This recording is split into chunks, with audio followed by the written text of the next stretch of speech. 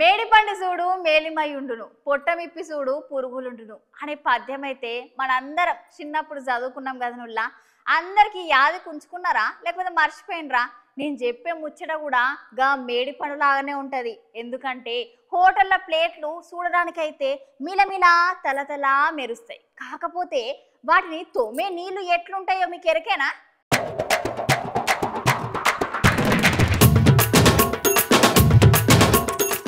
జనాలందరూ ఇంట్లో అమ్మ భార్య అక్క వండేటి వంటలు మంచిగుంట లేవని బజార్లకు పోయి పెద్ద పెద్ద హోటళ్లలో మంచి మంచి కేఫ్లలో నాలికకు రుచి తగ్గేటట్టు మనకు కావాల్సిన ఆహార పదార్థాలను అయితే తీసుకుంటాం. ఇక రోడ్ల మీద దొరికే ఫుడ్ అయితే దాని మీద ఎన్ని ఈగలు దోమలు వాలినా కూడా మనం తింటే మనకైతే రుచి తగులుతుంది నాలుకకు. ఇట్లాంటి తిండి ఈ జన్మలో దొరకదో అని లొట్టలు వేసుకుంటా మరీ తింటాం కదా. కాకపోతే గా హోటళ్లలో తయారు చేసే ఫుడ్ ఎట్లా తయారు చేస్తారో వాటిని ఎట్లాంటి నీళ్లతోటి కడుగుతారో మీ అందరికి తెలుసా? నేను చెప్తూ నేను మన హైదరాబాద్ లో ఈసుగూడలో ఒక హోటల్ ఉన్నది. గా హోటల్ కేఫ్ లో ఏమైతున్నదంటే వరద నీళ్ళు బాగా వచ్చేసరికి గండ్ల పనిచేసి ఒక గలీజ్ గాడు ఆ మురికి నీళ్లతోటి ప్లేట్లను గిలాసాలను ఛాయ్ తాగే కప్పులను శుభ్రంగా అపరిశుభ్రమైన నీళ్లతోటి గడుగుతున్నాడు. గట్ల మంచిగా మురికి నీళ్లతోటి గడిగిన ప్లేట్లలోనే ఛాయ్ తాగే కప్పులలోనే మన అందరికి సర్వ్ చేసుకుంటూ ఇస్తున్నారు. ఈ ముచ్చట మనకు తెలియక భయ్యా అవరేక్ సమోసాలో తోడ మిర్చి దేదో అని అనుకుంటా హోటల్లో ఉన్న ప్లేట్లను చేయి పెట్టి మరీ నాకుకుంటా లొట్టలేసుకుంటా అబ్బా ఎంత కమ్మగున్నది, శాఖం మస్తున్నది కాక రుచి అని చెప్పుకుంటా వస్తాం. జర బయట సిరిదిండ్లు తినేటోళ్ళు